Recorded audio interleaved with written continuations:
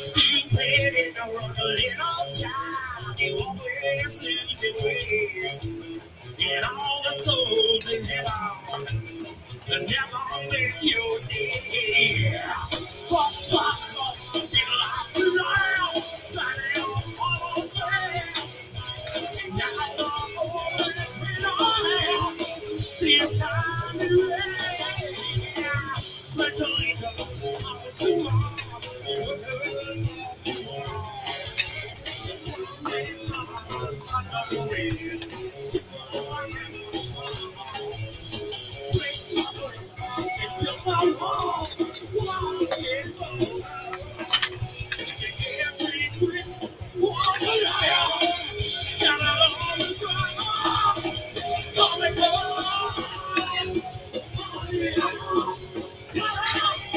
This is a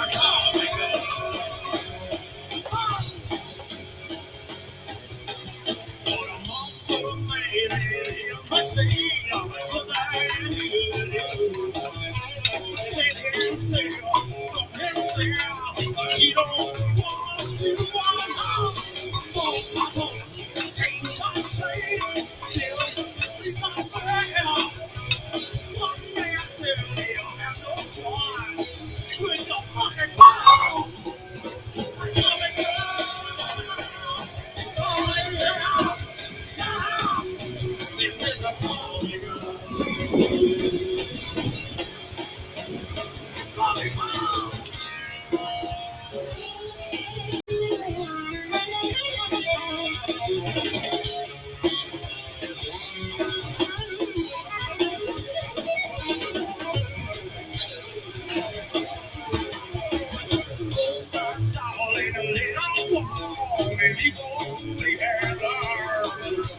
all this time spent under the sun, my hair will be burned. Oh, we go stand on fire, moving up the wall. You lost the film, big money. We were so hard, so we go yeah.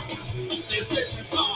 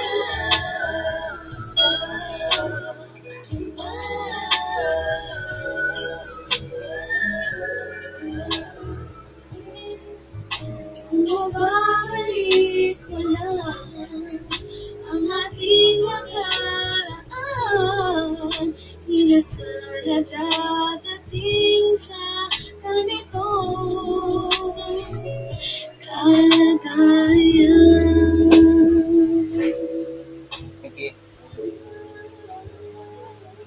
ano?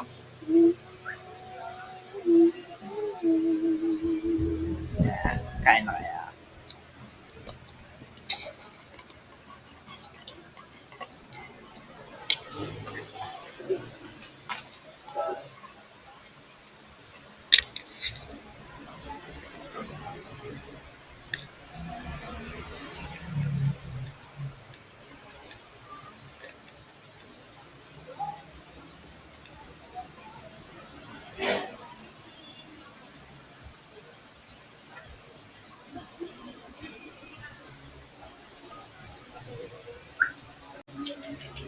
Si Mickey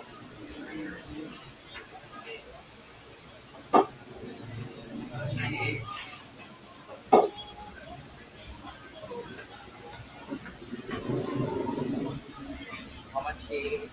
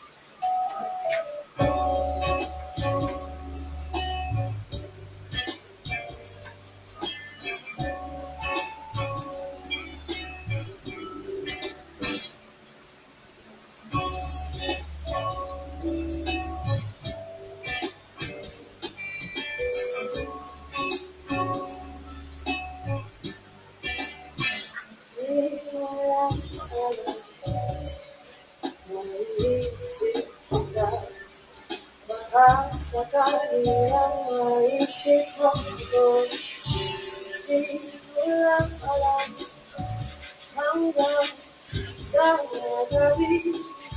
Inaasang makita ka muli, natapos ang lahat sa di-inaasahan panahon. At ngayon, ako'y iyong iniwan. Luwang ang sulat at di mapagkinabangan. Sana nagtanong ka lang kung di mo lang alam. Sana nagtanong ka lang kung di mo lang alam. Ako yung nasaktan, pagkasakali lang maisip mo naman. Hindi mo lang wala ako'y nandito pa rin hanggang ngayon pa sa'yo. Lumipas mga araw na ulit ng saya. Di pa rin napabago ang aking pagsalita. Kung ako'y magkasala, katawan mo sa puso kong pagkalalam ng nagmahal. Di mo lang alam, ako yung nasa nangabagal. Sa kanilang naisip mo naman, puro siya na lang. Ano, bigyan mo si Mickey. Ako naman, di mo lang alam, kahit hindi mo masyado. Mamalang, hindi mo lang alam, hindi mo lang alam. Kahit tayo magkaibigan, Ano ka bigyan mo? mabalik ka lang sa tuwing nakukulitin. Baka sakaling maisip mo naman, ako'y nandito lang, hindi mo lang alam. Matalino ka naman kung ikaw at ako ay tunay sa laro na ito ay dapat pang sumuko. Sana hindi ka na lang para aking kakilang. Walang kulang ako yung masasaktan na ganito. Sa lahat hindi ka lang ako sa nanay ko. Di mo lang alam ako yung nasaktan naman tayo. Sa dali ng maisip ko naman, puro siya lang. Sayang ko naman, di mo lang alam. Kahit hindi mo masdahan, sayang ko naman, hindi mo lang alam. Mas mo, ikaw ang nakikuhan ko. Di mo lang alam, ako yung nasa lahat.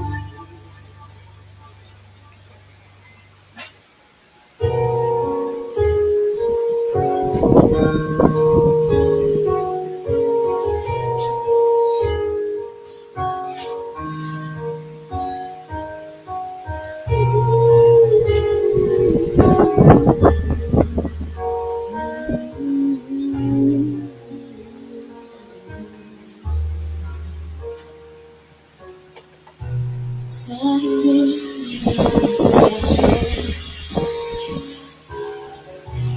bakit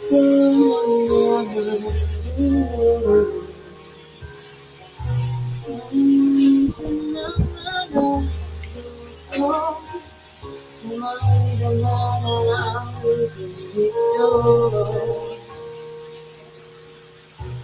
kita ba sapat ka?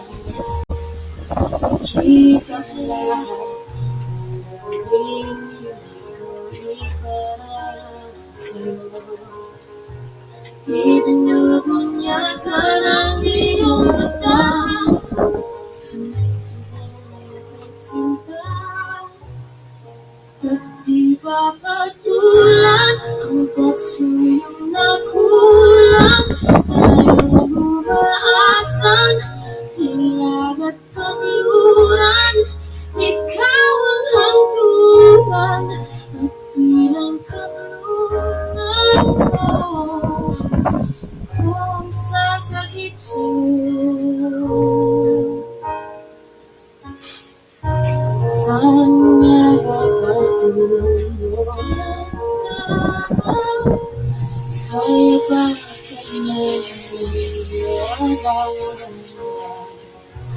ang magyan ng tadhana ay pinadala ko sa isip mo.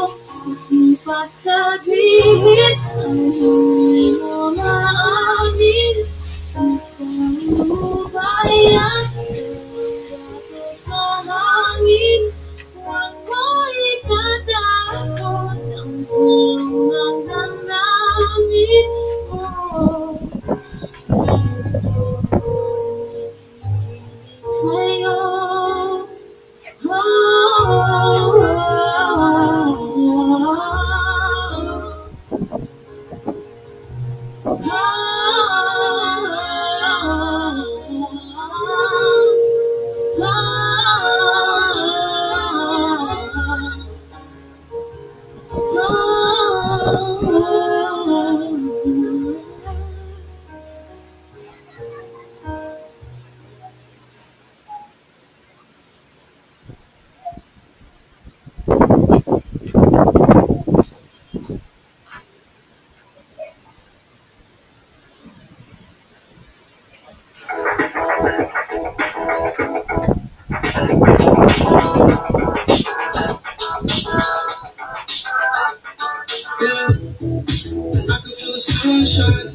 I can see the stars aligning. I know that it's perfect timing. Oh, I can feel my heartbeat. I can feel the love beat. I know that we're gonna need. Oh, just keep that smile up on your face. Cause everything's gonna be okay. Just sing along with it. I know somebody love you. Love you, share the road. Road is getting long. But it's gonna be a lovely day. I know you feel alone. So don't be trying to hurry. You can't be at the moment. It's gonna be a lovely day. Love, love, love, love, it's gonna be a lovely day. I see too many days like this, so you know that I breathe. And you on the clock, cause we both need love. I know today's gonna be a little different. Stay close. The sun keep blinding me. I don't know what you've been told, but we both know that it don't make gold. Some strong, but we always told. But we both already know how that story goes. Let's make time and make some. Yes, dream alive and chase some. Yes, love hard and say so. And don't forget it gets better. Just keep that smile up on your face. 'Cause everything's gonna be okay. Sing along with it. I know somebody love you. So don't be trying to run. Road is getting long. But it's gonna be a lovely day. I know you feel alone. So don't be trying to run. You can't be at the drum. It's gonna be a lovely day. Love, love, love, love, love, love. It's gonna be a lovely day. Love, love, love,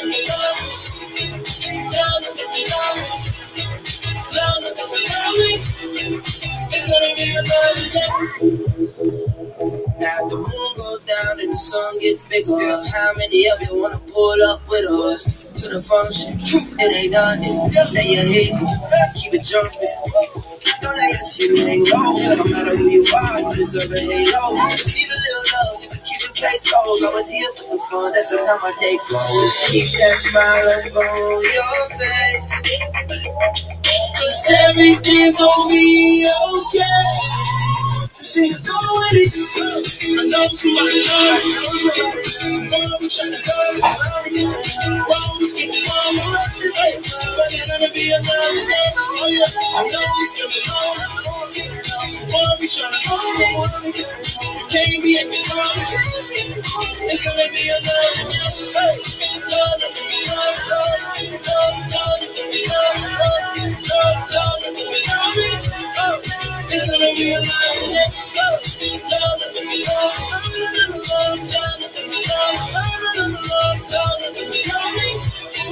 It's gonna be a lovely day.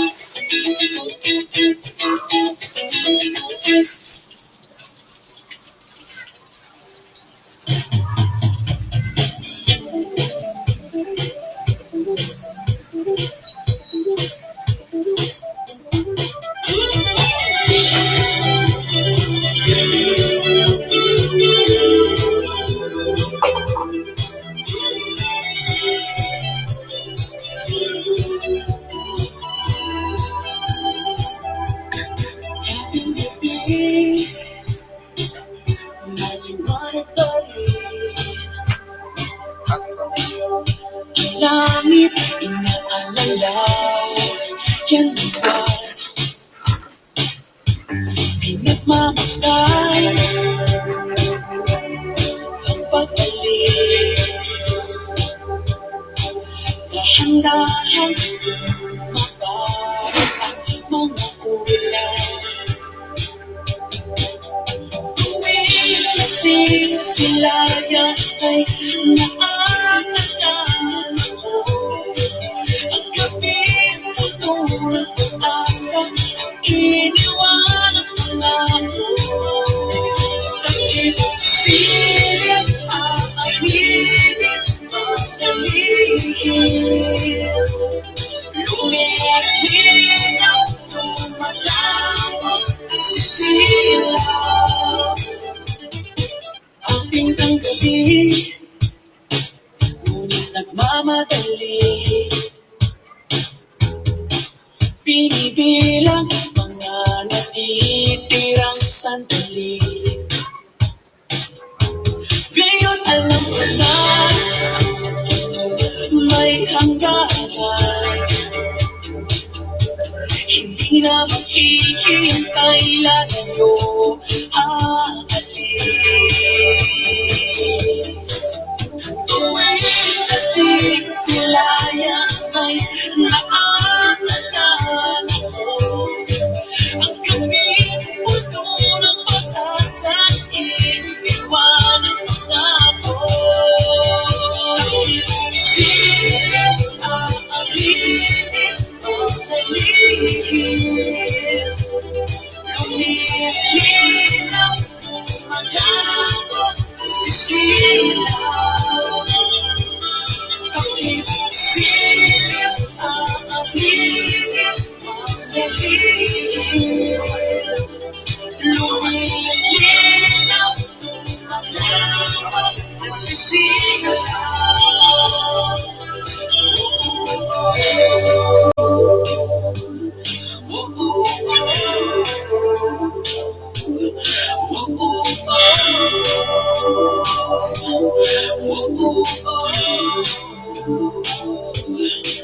Lumilinaw, lumalabing nasisilaw. Lumilinaw, lumalabing nasisilaw.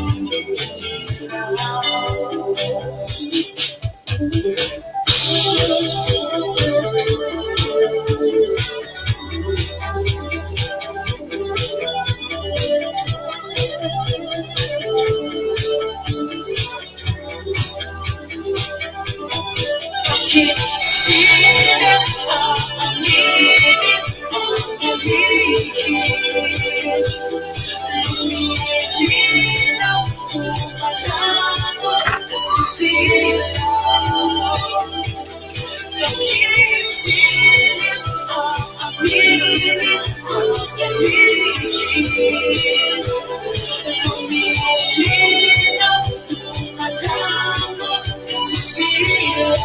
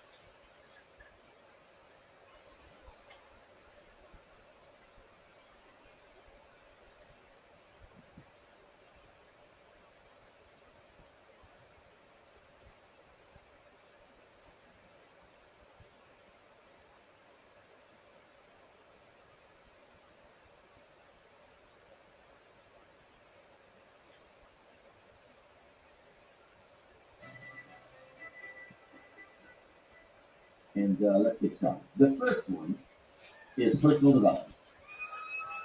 Now, in illustrating personal development, Mr. Shelf, my teacher, started with money.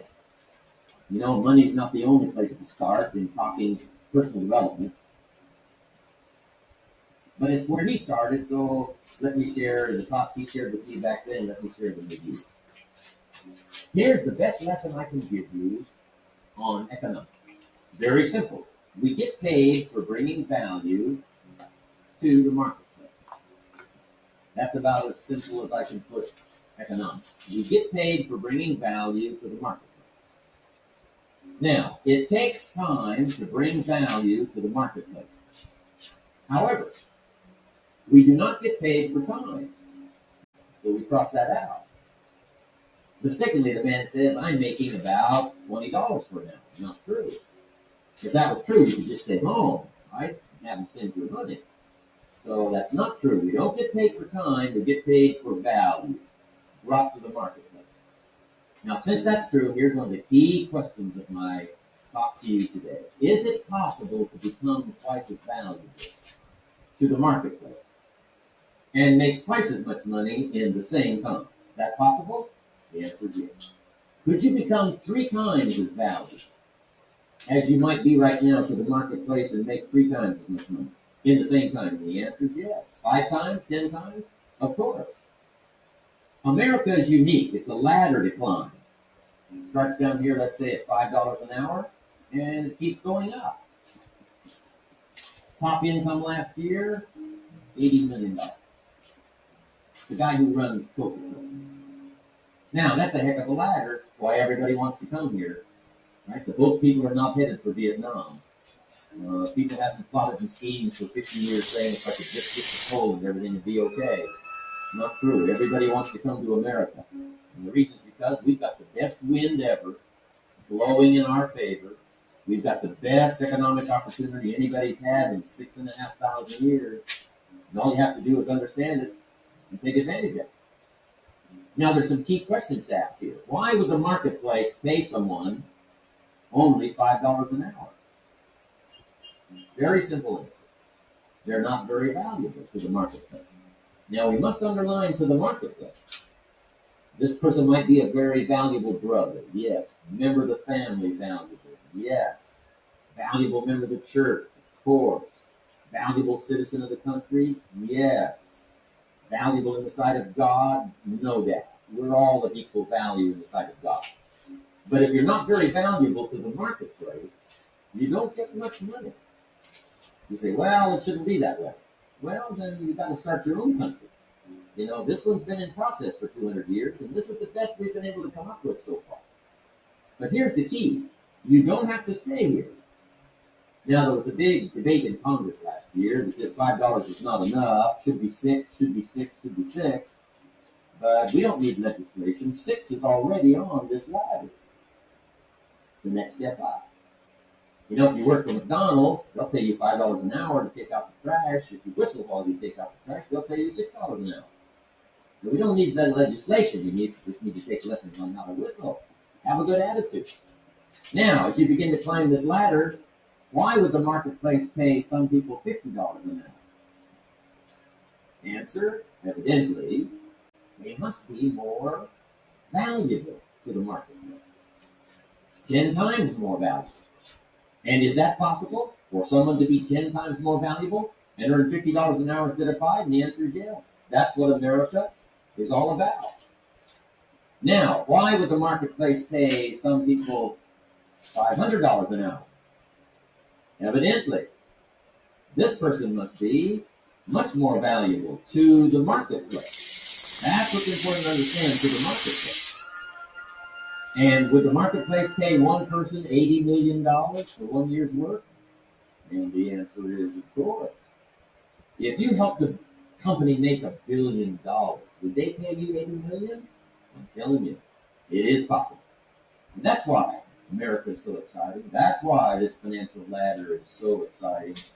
It's possible for all of this to come true for all of you, no matter where you start. As a student in school, just getting started out there in the workplace, This is all possible for you.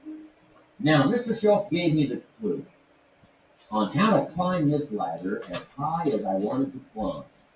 Now, we're talking primarily economics. There's a lot of other ways to become valuable to your family, valuable to your friends, valuable to the community, valuable to the team, right? Valuable to the team effort, valuable to the concert. So here's what he said.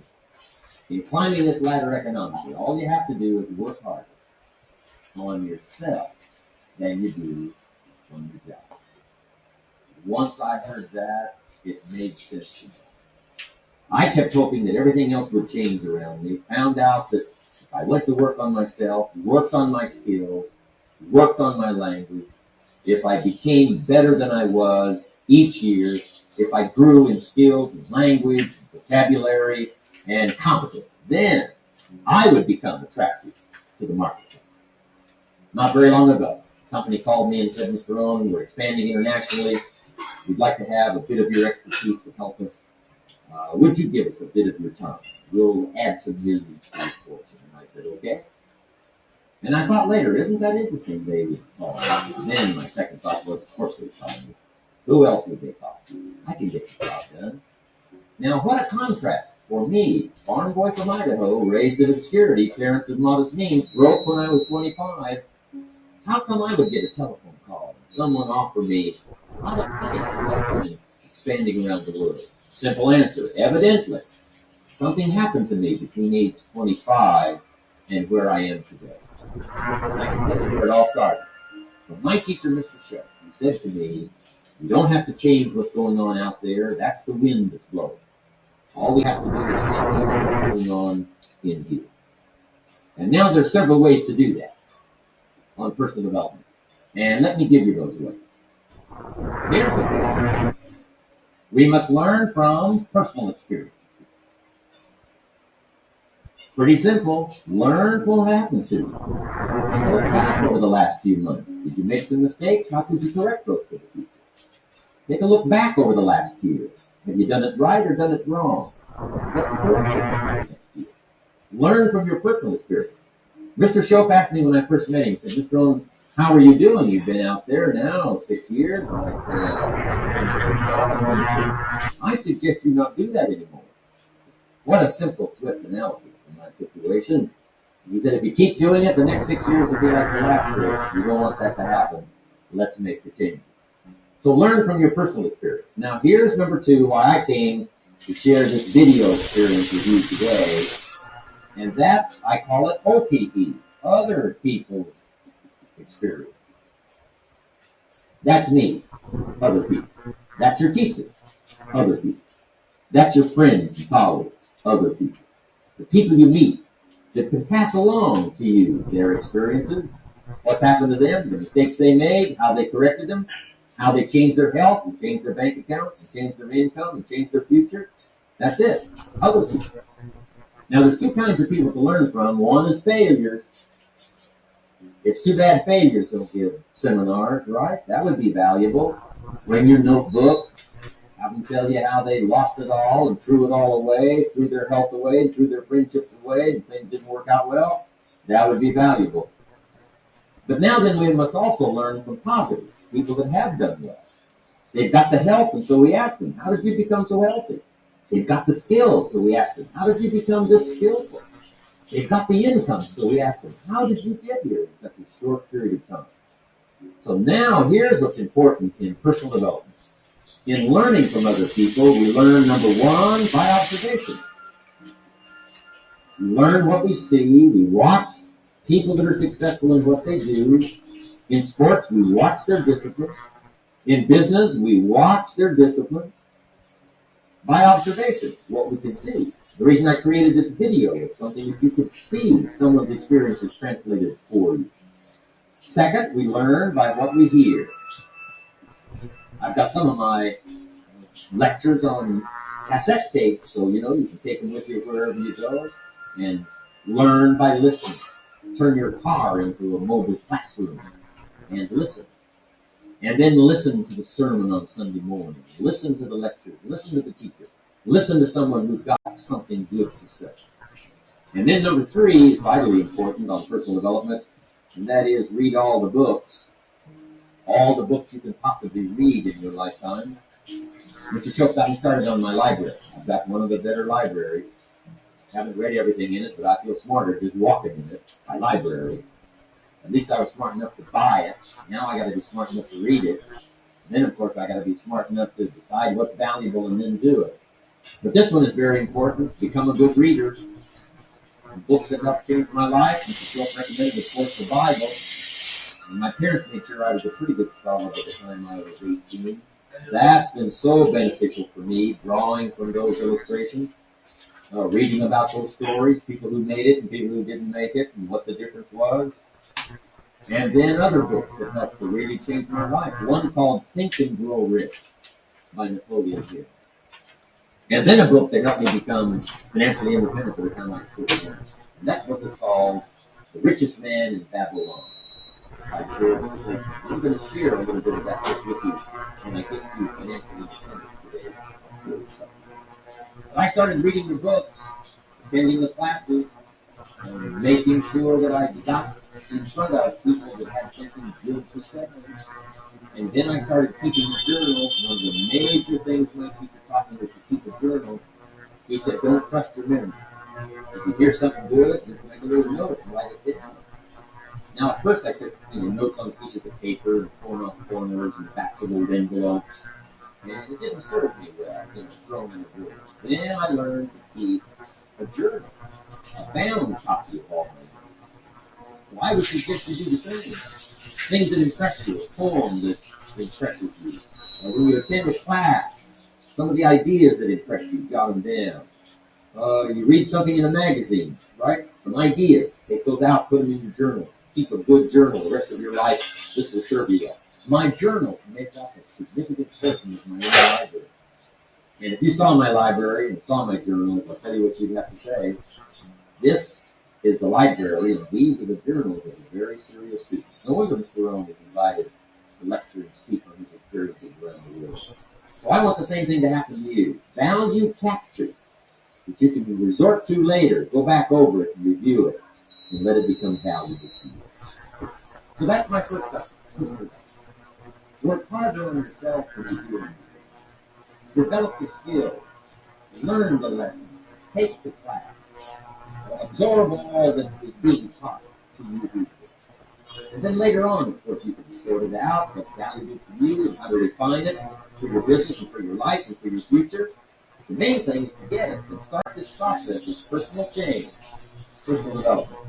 And let me say it one more time. If you listen, everything will change. You'll never be the same. You'll keep growing. As you look back on a few months, look back on a few years, you won't believe the progress you can make. Economically, your relationship with your family, your friends, and whether you're in sports or economics or whatever, I'm telling you, that whole process of committing yourself for personal change, personal values, can really make your life unique and worthwhile. Now let's cover the second subject on setting goals. Mr. Shope gave me some tips on setting goals that changed my life forever. And I want to share those with you.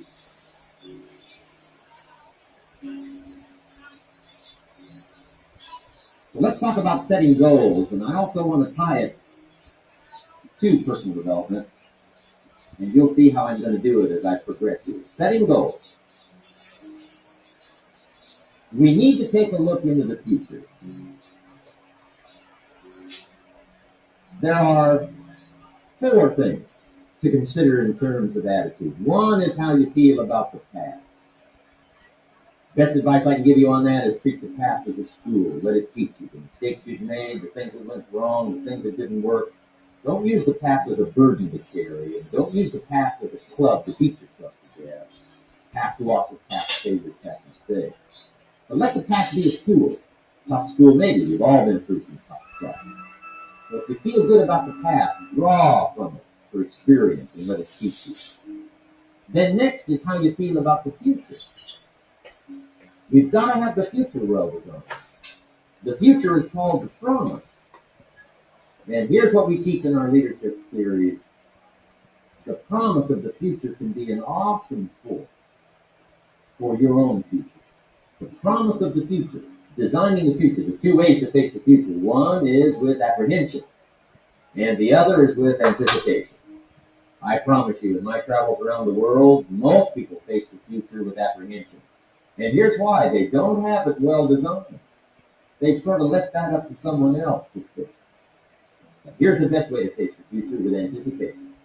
And you can face the future with anticipation if the future is clear, if the future is well designed. And I would like to have you consider some thoughts with me that help me to really change my future by giving it some thought and some consideration. And here it is. In setting goals, it's very simple. Number one, decide what you want. You just take a little time to sit down and say, what do I want? What kind of skills do I want? What kind of income do I want for the future? What would I like? Where would I like to go? Places I'd like to visit. Habits I'd like to acquire. Skills I'd like to have. You just take a little time to think about what you want. Economics, friendship, people you'd like to meet, places you'd like to go. You just take some time. And then I suggest, when you've thought about what you want for the future, make a list. Just jot it all down. So really a very simple process. And then here's number 3. Keep all the old lists. I'm telling you, this served me so well, keeping my old list of goals. I look back now 10, 20 years ago at goals I set, lists I made, and I smile now because here's what I thought was so important, 20 years ago. Now some of those things aren't even on my list. I've got a new list. I've grown, I've changed, I've matured. But I give you that advice. Decide what you want. Number 2, write it down. Number 3, keep the old lists. And then here's number 4. When you get something that's on one of these lists, check it off. Part of the fun of having a list is checking it off. And then if you can add some drama to checking it off, see, that's what really matters. I set a goal to go to Spain many, many years ago. And when I finally made my first trip to Spain, I had that journal with me that had that list in it. And while I had my journal on my lap, waiting for the wheels to touch down in the grid, I waited until the wheels touched the runway and I checked it off. Just adding a little drama. So, part of the fun of having a list is checking it off. Now, here's what's important about the list in designing your future. If the future gets clear, the price gets easy. Because you got to remember, for every promise, there's a price to pay. Everybody's got to pay the price. Everybody's got to do the deal. Everybody's got to do the discipline. Everybody has to pay. But here's what I discovered. If the promise is clear and powerful, the price is easy to pay. The price is some classes. The price is a few books. The price is a few disciplines. The price is finding something that'll make your life better, make you grow, make you change, make you develop. So the first part of the key is to design the promise. Then, what is the price to pay? I'm telling you, the price will be easy. Anybody in my audience, no matter where you are, where you come from. Color doesn't matter, religion doesn't matter, where you grew up doesn't matter, circumstances don't matter. I'm telling you, if you'll make the promise of the future clear for yourself, the things you want, the places you want to go, the things you want to have, the person you want to become, the skills you want, the homes you want, the future you want, the friends you want, all of the values of life that you could possibly want. If you'll make that clear, make those lists, and be serious about it, I promise you it's an easy price to pay. Anybody can pay it. And the best advice I can give you is, if I can do it, you can do it. Farm boy from Idaho, raised in obscurity, I changed my life, turned it upside down, turned it all around, found economics, found future, found promise, and if I can do it, you can do it. So, start setting your goals, and see if you can't get a better excitement going for the things you want to accomplish for the future. Now here's my third subject, and that's called financial independence. Oh, by the way, before I get to financial independence, let me cover one more point. One of the major reasons for setting goals is for what they make of you in achieving. My teacher advised me when I first got started at age 25, he said, Jim, why don't you set a goal to become a millionaire? He said, it's got a nice ring to it. and nothing zero to impress your accountant. And he said, I'm here to help you. You're only 25 years old. You've been to 1 year of college. You've got a beautiful family, every reason to do it. Why don't you set a goal to become a millionaire? And he said, here's why. And I thought, he doesn't need to teach me why. Wouldn't it be nice to have $1 million? He said, no, then you'll miss it. He said, here's why. For what it will make of you to achieve. I'm telling you, that statement changed my life. Set the kind of goals that will make something of you to achieve. He said, now, once you become a millionaire, what's important is not the money. I thought, that's kind of a strange teacher. He said, honest, it isn't important. He said, you could just give the money away.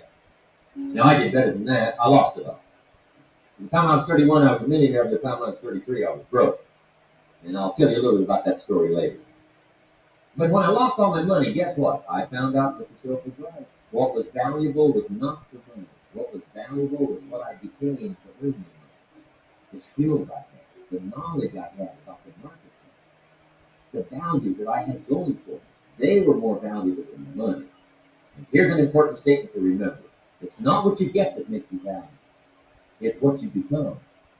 So part of the key here is to set the kind of goals that will make something of you. Don't set them too low so that you don't have to grow and you don't have to read and you don't have to try and you don't have to stretch. Don't set them too low. And then don't sell out. Don't go for something that's going to cost you your virtue or cost you your value or sell out your principles. There's a good middle road here to follow. Goals that will inspire, goals that will help you grow, change, develop, and become better than you. Okay. Now let's talk about financial independence.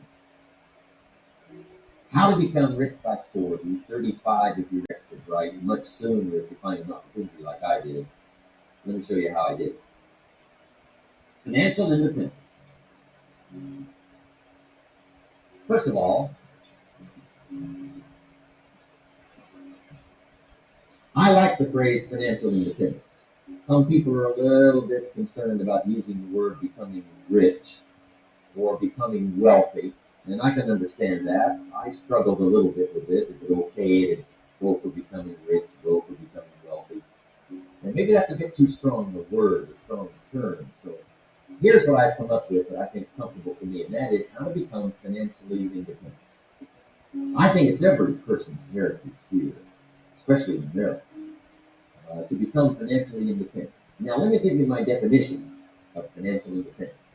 Financial independence is the ability to live from the income of your own personal resources. Financial independence. Now it depends on how you want to live. If you need $2,000, $3,000 a month, if you need $4,000 or $5,000 a month, if you need $20,000 a month, some people may need, $100,000 a month. But whatever you would need to live, and you could earn that living from the income of your own personal resources, that's what I call financial freedom, financial independence. And let me show you how to acquire it.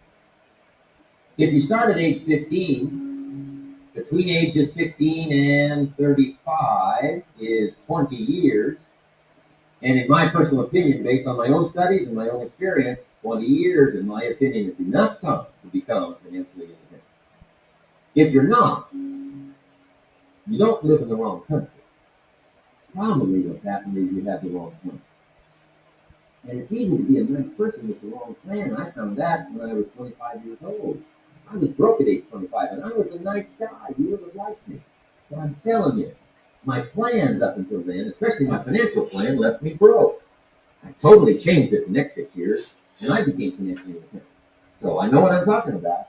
It is possible in a reasonable amount of time, 15 to 35, whatever, 20 years time, enough time. You can do it in a much shorter period of time, like I did if you want to. But this is a reasonable enough time. But here's number one. First of all, you got to have the right philosophy. Philosophy is our ability to gather knowledge and sort through it and decide what's valuable. To develop a philosophy about life, a philosophy about our health, a philosophy about our family relationships, a philosophy about economics. And if you develop the right philosophy, that's what helps to set this sail. So that in 6 years it takes you where you want to go, instead of winding up like I did that first 6 years of my economics. broke, no money, empty bank account. The right philosophy. Now let me give you a couple of philosophies. Here's the first, called the philosophy of the poor. And here it is. Poor people usually spend their money and invest what left. That's the philosophy of the poor. Now here's the philosophy of the rich. Rich people invest their money and spend it. And here's the startling answer. It really doesn't matter what the amount is. What's most important is not the amount. What's really important is the philosophy. So I would ask you to adopt this philosophy of spending after you have invested. Invest first, then spend. And I've got a little formula that I'm going to share with you. Now, what should a child do with a dollar? I mean, there's a lot of debate going on, I'm sure, across the country on what a child should do with a dollar. Here's one opinion. It's only a child, and it's only a dollar. What difference does it make? Well, in my opinion, it makes all the difference in the world. A person's economic future starts with a child with a dollar. Somebody says, oh, no, you're only young once. Let him spend it all. Well, when would you hope that would stop? Somebody says, well, wait till he's 50 and broke like me, and then he'll learn. Well, no, we don't want to wait that long. If I would have known earlier than age 25, I would have changed. In high school, if they would have had classes called Wealth 1, Wealth 2, I'd have taken both classes. I would not have waited until age 25. So, the earlier the better. So, what should a child do with a dollar? Here's the simple premise to begin with. Don't spend it all. And if a child wants to spend the whole dollar, you got to say, hey, don't spend it all. Don't spend it all. They'll say, why not? It's my dollar. I earned it. You say, I know you earned it, but don't spend it all. They'll still say, why not? Say, let me show you why not. So you put them in your car, take them to the other side of town, and show them where people live that spend the whole dollar. Just drive them around. Kids learn best by visual. Just drive around and say, would you like to live here? Kid says, no. Would you like to live like these people live? Kid says, no. Then you can't spend the whole dollar. So, kids will get the message. So, take them to the other side of town and show them around. Unless you already live there, and then just show them around. Anyway, don't spend the whole dollar. Now, let me give you my best view of what to do with a dollar. And I promise you, if you started at age 15, now if you're over 15, right, you still got plenty of time. You still got 20 years. If you're 30, you still got 20 years. You still got plenty of time to start what I'm about to share with you. What to do with a dollar. Here's my first bit of advice. Never spend more than 70 cents. Never spend more than 70 cents. Now you got to pick some number, and the number you pick is going to be determined by your philosophy. It's going to be determined by what you've been taught or your experience teaching yourself. When I first met my teacher, Mr. Show, I was at about 110% of each dollar. I'm down to budget finance, hawking my furniture in my car one more time. And then I learned a whole better formula for financial independence. Number one, don't spend more than 70 cents. Now, kids say to me, well, okay, what do I do with the other 30 cents? And here's what I teach you. 10 cents for charity. Charity of church, or helping people that can't help themselves. 10 cents to support worthy projects. Projects that you feel good about. 10 cents out of every dollar. It's called being generous with part of what you've taken out of society. Now, in my opinion, nothing teaches us character better than generosity. No class, no teacher, no book. Teaches generosity. Teaches character better than generosity. And the best time to start is when the amounts are small. And I know if kids learn these lessons well, they'll give a dime out of a dollar, help people that can't help themselves, support worthy projects. Or if you belong to a church, they teach tithe, peace out. It's very important. Now, because when the amounts get larger, sometimes it's a little more difficult. Giving 100,000 out of a million, someone says, oh, if I had a million, I'd give 100,000. I'm not sure. That's a lot of money. So the time to start is when the amount is 10 cents out of the dollar. Okay, next 10 cents. I call active capital. Active capital means do something to make a profit. Active capital. Set aside a portion of your income. Wages are okay, but I'm telling you, wages will make you a living. Profit will make you a fortune. So set aside part of your income as capital, called active capital. Any kind of project you can possibly think of, you can possibly come up with.